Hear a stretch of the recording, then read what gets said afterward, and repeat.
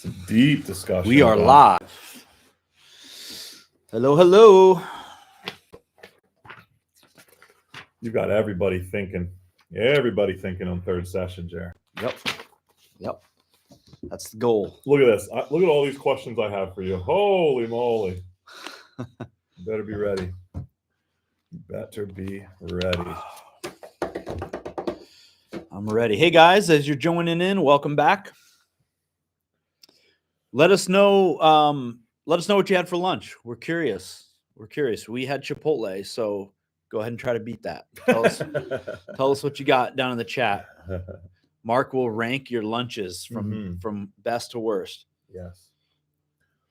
Yep. Someone in the last kids chat literally just said egg. Eggs. So no, not even eggs, just egg. Egg. I had an egg. Yeah. I'm guessing that's a diet thing. I don't know. I had an egg. You lose weight quick if you only eat one egg per meal.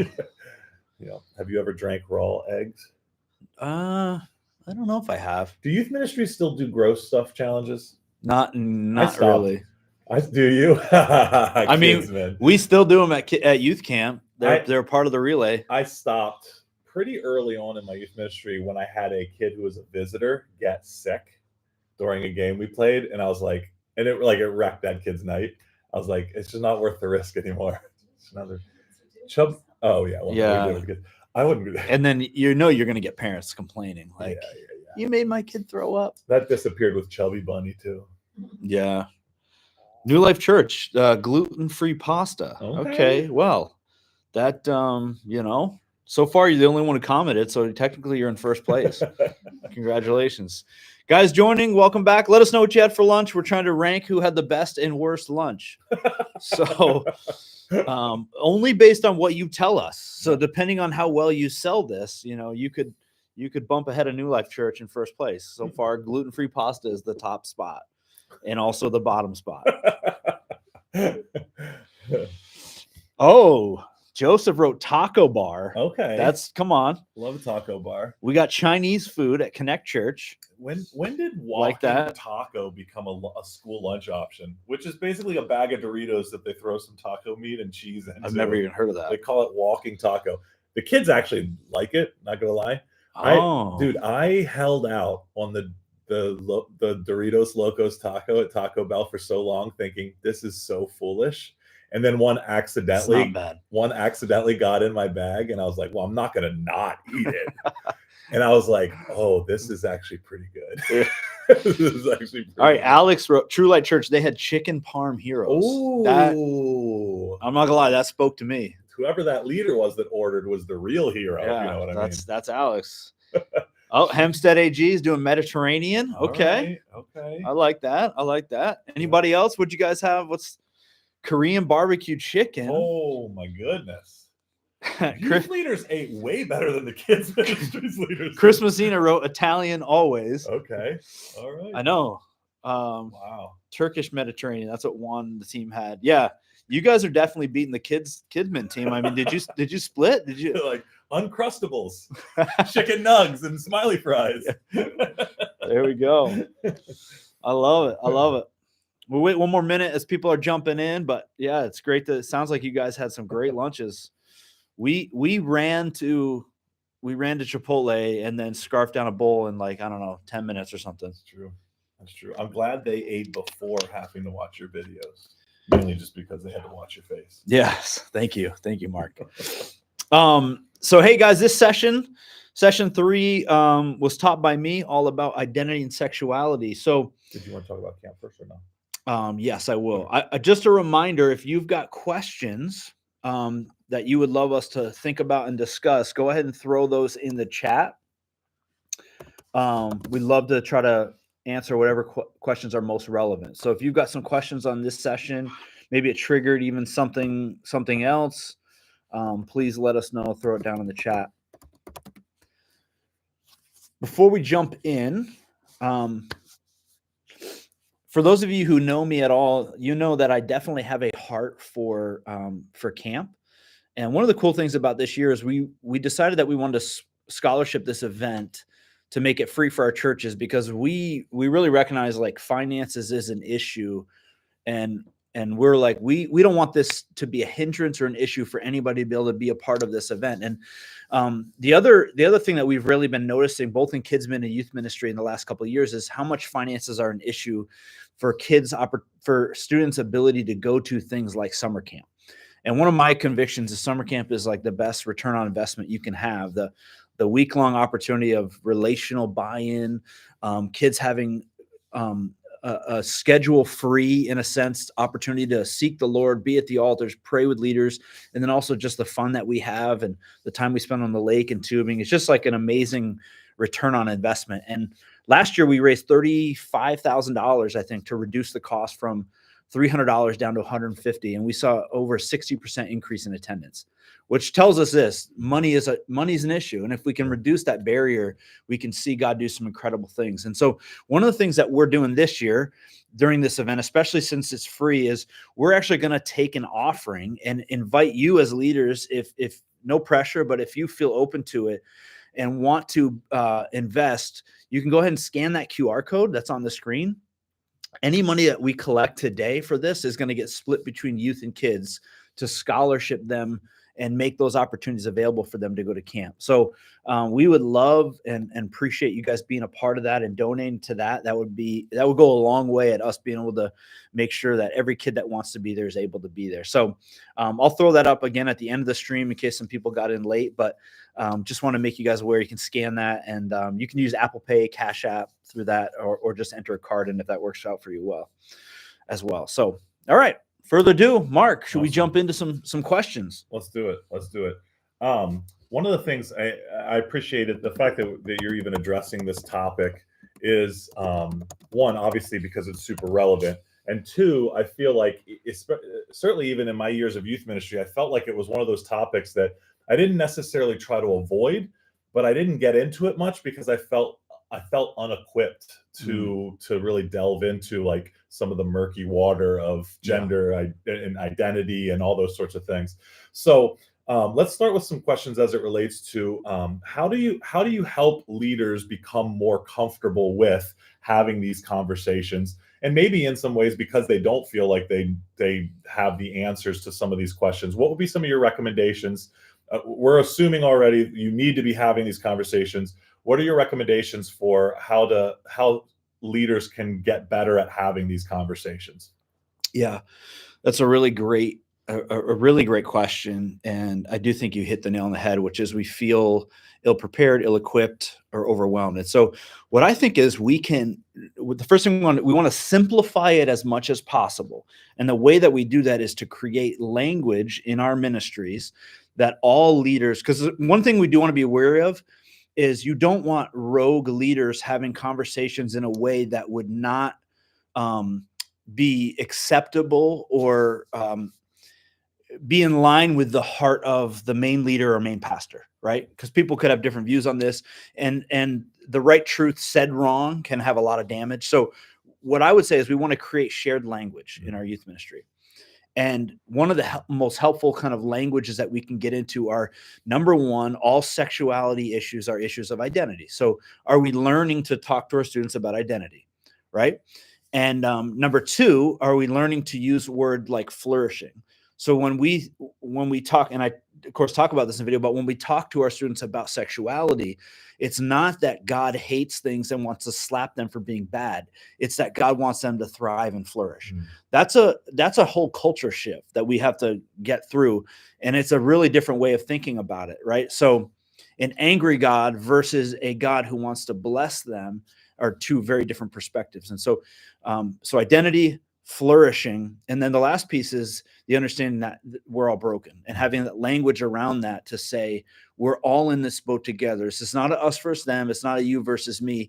It's a, do I recognize my brokenness? And if I do, then Jesus is the Savior. So what I would say is start there, because if you can do those, if you have those three aspects, you can talk to really anybody. Right. Even if you don't fully understand, or even if you're like, I'm not exactly sure, you can always come back to like, hey, anytime we use sexuality as identity, we're not doing what God's called us to do. And our identity can only be found in Him. Anytime that we're misunderstanding his direction for us as not being about our flourishing, we're missing the boat. And then lastly, like, we're all in this. We're all broken. I'm messed up. Even though I may not share your struggle, I'm still messed up. Yeah, everyone is a part of this conversation.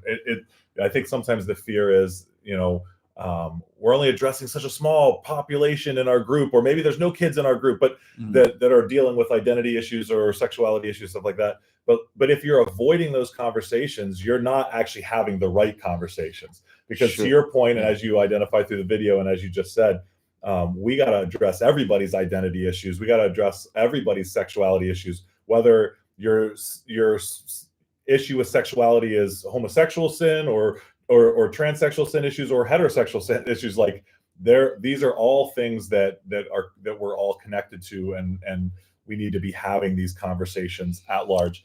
And of course, the reality is, if we're not having the conversation, it doesn't mean the conversations aren't having. We just don't have a voice in the conversation. Right. Right. No, absolutely. Yeah. I would assume in youth ministry now that the majority of your boys and many, many, many of your girls, more than ever before, are using pornography on a somewhat regular basis. Yeah.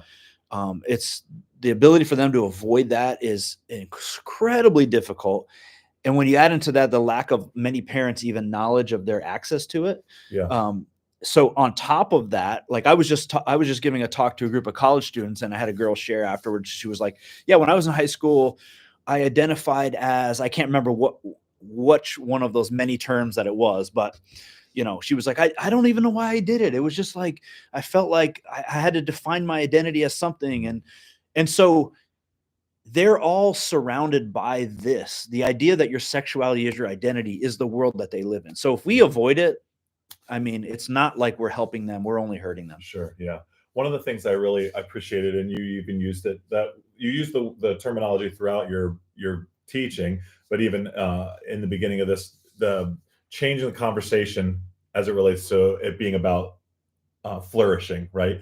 Like when we were like first starting in youth ministry, and honestly, when we were even probably kids in youth ministry, the buzzword was purity, right? Yeah. They talked about girls had a purity ring and all those sorts of things. And I think with good intention, the conversation was about purity. But what that conversation most likely ended up being was, these are the things we don't do. And if we do these things, we're not pure any longer. And some of the language that helped me, and the flourishing language that you're articulating is a part of that, is, yes, purity is a part of what God wants, but what he really wants is integrity. He wants sexual integrity for our lives. And sexual purity is a piece of that. And sexual integrity is tied directly to our flourishing, right? Again, the difference between those two things being, sexual purity says, say no to the bad stuff about sex. Sexual integrity says, say yes to living the full gospel. And then in doing so, what is God's plan for sexuality and restoring it and redeeming it? It gives us such a bigger view on sex and sexuality and identity than just these are the things. Because then the conversation was always like, okay, how close can I get to the line without going over the line? And when you're having those thoughts as a teenager, which all of them do, you're having it's the wrong conversation. It's not how close can I get to sinning and it not be sinning. It's how do I live a life that is what God's purpose and plan is, with integrity for the purpose of my flourishing. Yeah. So with that language and that kind of being the sphere in which we want to communicate these ideas, how then do we start to have these conversations with students who think the biblical worldview is archaic or doesn't apply or is like talking about a fantasy world that we don't live in? Right. Yeah, that's a great question. So what we have to do is to help them understand how it makes sense. And the way that I would do this is you can start by saying, for example, getting them to agree on, you would say to a student, don't you agree that there is a right way to live in, and you could create an area. Let's say, let's take diet. Don't you think that there's a right way to live when it comes to diet for me to be as healthy of a person as I can be? Every person is going to go, yeah, right. If all I eat is Twinkies versus if I eat really healthy, like there is a objectively true right way. If I just kind of eat some Twinkies sometimes. Well, that is the reality for most of us, right? Yeah. But they will agree. Yes, okay, I agree. Yeah, if there's a right way to eat, and say, okay, if that's true for diet, it's also true for sexuality. Yeah. Isn't there a right? Don't you think that there's a right and a wrong way to live for sexuality? And if they try to say no, you can actually give examples. You say, well, don't you think children should be protected? Right? There are certain people that will exploit that. And of course they're going to go, yeah, that would be wrong, right? So okay, so there is a right and wrong way. In the same way, what we're arguing is not that there's a right and wrong way, but I'm trying to say to you, there's a reason why we should trust God's way, because God's way is about your flourishing. It's not about inhibiting you from fun. Yeah. It's not in the same way that a right way to diet is not about going, I just don't want you to ever have joy in your life. No. It's like, if you live the way that God prescribes, you're going to have flourishing in your individual life. So purity is a part of that. If I don't look at pornography, if I don't engage in a sexual relationship with someone who's not my spouse, it's going to benefit me personally, but it also is going to benefit me when I do get married. My marriage will have more flourishing it doesn't mean you can't flourish if you have struggled with these things, but what it means is if we live the way God calls us, we're going to have more flourishing. And then as my marriage is flourishing, my family also flourishing. So there's this trickle down effect of flourishing that happens when we live God's way. Yeah. So helping them understand it that way removes the idea that God is up there trying to punish me versus no, God is there trying to help me live a beautiful life of flourishing. That's good.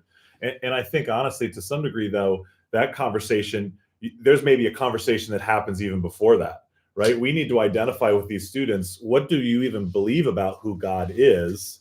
And then that will dictate what direction our conversation even goes about what does God have a perfect plan. So if we're not establishing together that God is sovereign and that he has the right to decide what is good and what is bad for me, well, then we got to have that conversation before even deciding whether what his perspective on our sexuality or identity is good or bad.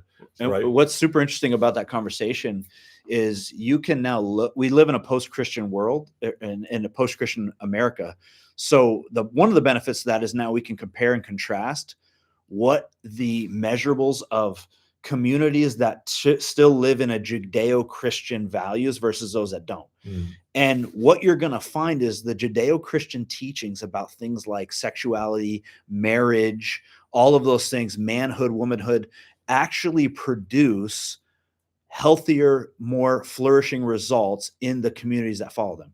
So take the Bible aside. If you look at communities that have higher rates of marriage between a man and a woman that are committed to each other, what you will actually see is their kids do better. And when there's communities filled with people that are married to each other in a traditional sense, not only do their kids do better, the communities do better. There's less crime.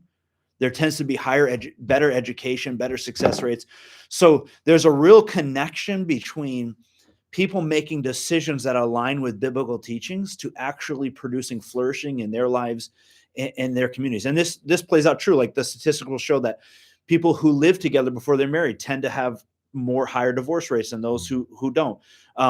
We now have all the evidence of the world as far as how destructive pornography is on people, even once they get married, in so many different ways. So if you look at the evidence now, what it's showing is if people live biblically, their lives would be way better. Forget whether they even believe in God. If they just did what he said, they would have a lot more flourishing. Yeah, that's good.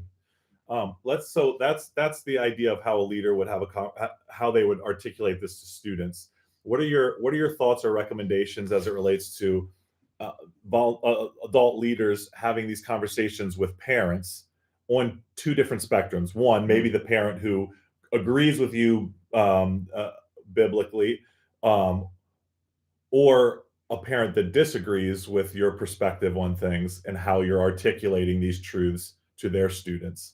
How do you have these conversations with parents that think differently?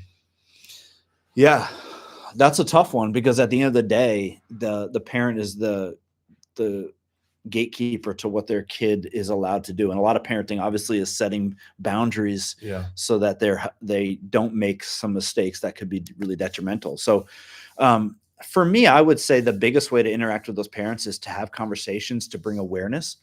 So bring awareness as to things like the harmful effects of pornography, social media, like exposing them to going, hey, because most of the time they don't have an understanding of the reality.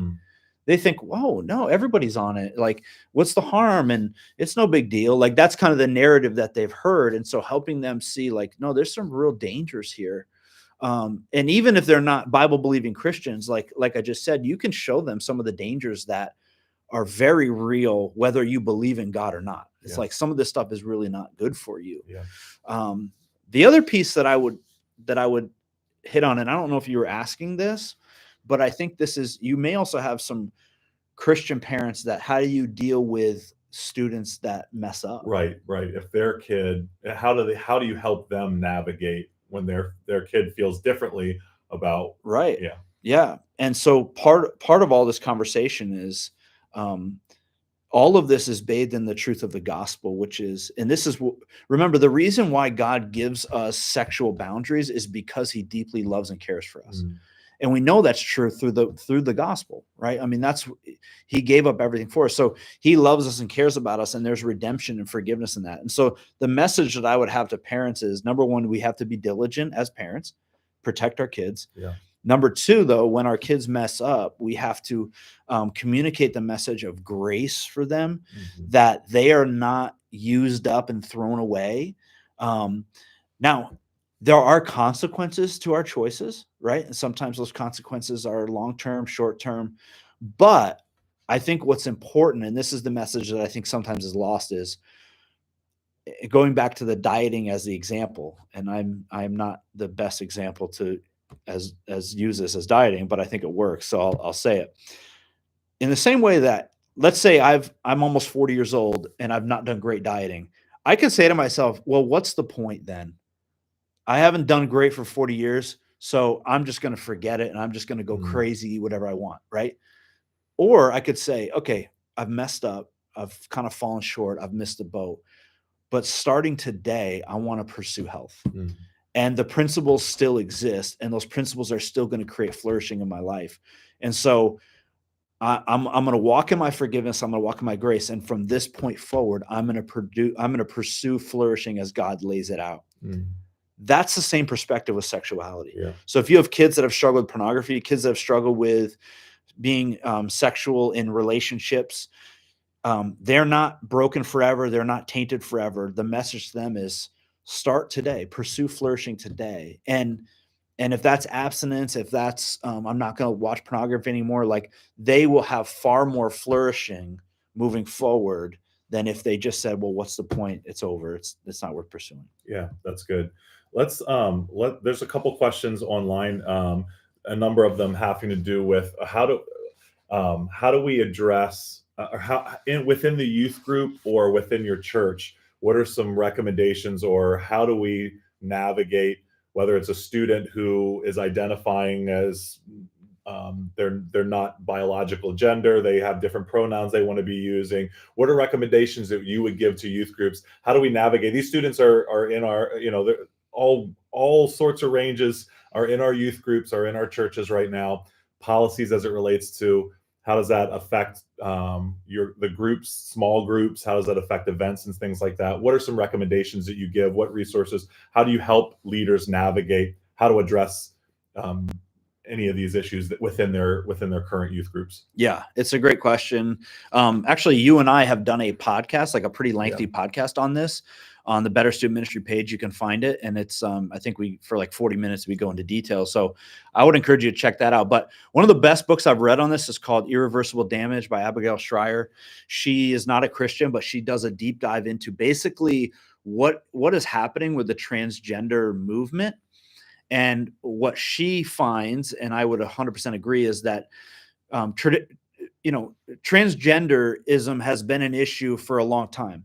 For 100 years, this was a psychological, mental issue that traditionally happened with young boys. And what they found is that with therapy and counseling, something like 90% of them, when they hit puberty and adulthood, it no longer became an issue for them. And then all of a sudden what ended up happening was, because of a variety of reasons, activism, whatever, the narrative changed on that, and policies changed within counseling, therapy, where basically the idea was you have to affirm this. And so you had now students who got caught up in a culture of identity. And what we end up seeing is the trends. It was no longer young boys who were going through the transgender identity stuff. It was young girls, and they were doing it in groups. So there was this group think tank that was taking place, where a group of 10 girls all of a sudden were all identifying as this. And so in her book, what she lays out, and there's a lot of other authors and scholars who have done, and what they're saying is that this is not traditionally a mental illness issue like we've seen in the past, where someone is having a hard time resonating with my biological body and my mental body. This is something different, right? This is a social, as students who are in the deepest time of identity search in their life are looking for anything that would give them a sense of identity, value, and worth. And so now all of a sudden there's a clinging to, maybe this is the thing, right? Maybe I'll feel like I fit in. Maybe I'll feel like I belong. And so I would say reading and understanding what actually is taking place is super helpful and can get you on the right track. And then understanding every situation is unique and different. One things that they would recommend is sometimes it's not good to have stuff actually written down in policies now. It's better to handle things situation by situation. Sure. But I would really think through where you're going to land and how you're going to handle that, ahead of time, and make sure your leadership team is on the same page. If a student's coming in and identifying, we love them, we care for them. Like I would view that as, this is either a student who has a mental health issue or is deeply struggling with identity. And would I turn any student away? They're all struggling with identity. So no, of course. Absolutely. And I think one of the things that's important is to don't make any assumptions. Ask so many questions. Have them define things for you. Like it could be easy to group people all together in certain pockets or clumps. And make some really poor assumptions about things. So my recommendation is always ask 1,000 questions for clarity. The more you understand, the more clarity you have, the easier it is to help navigate through situations with certain students.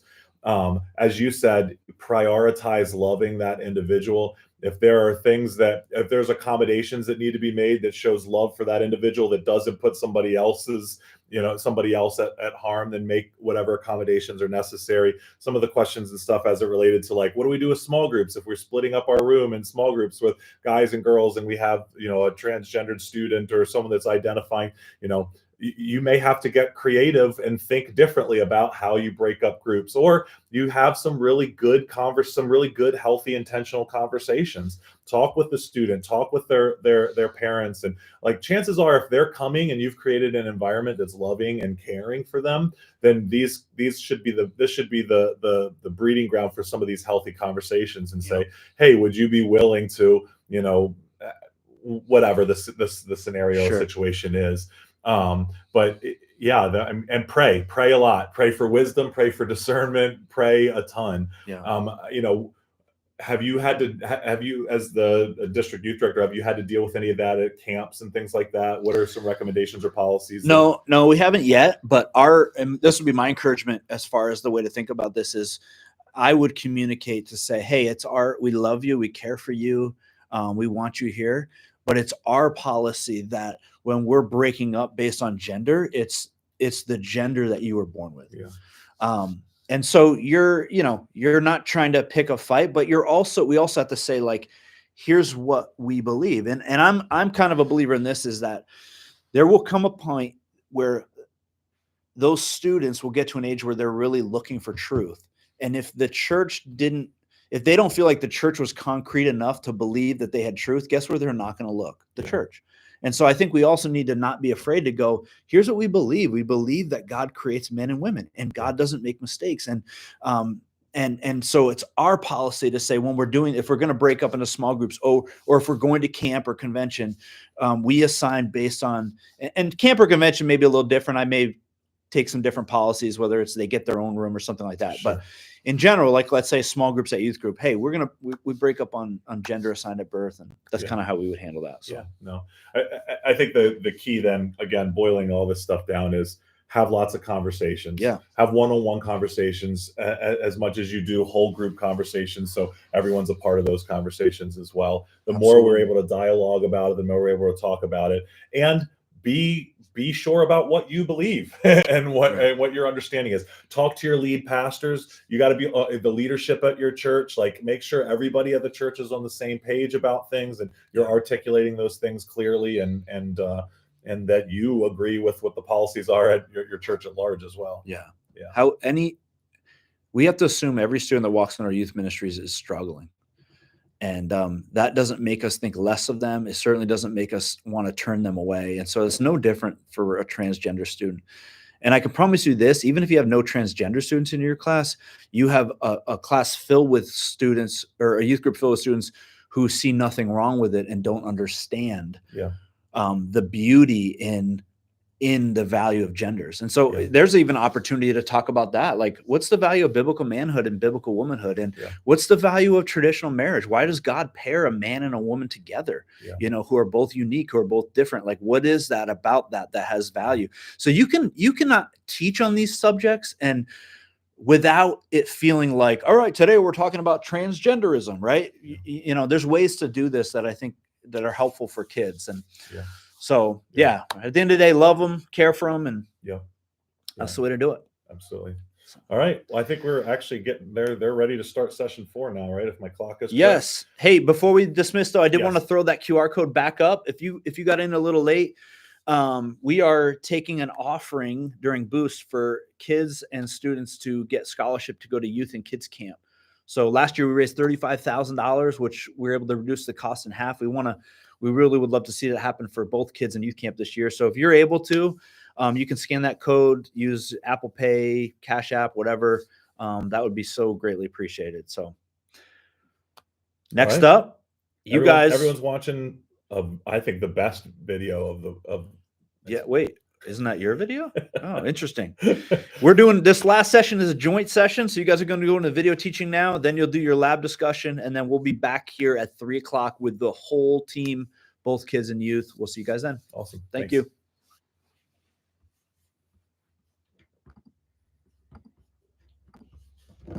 Sweet.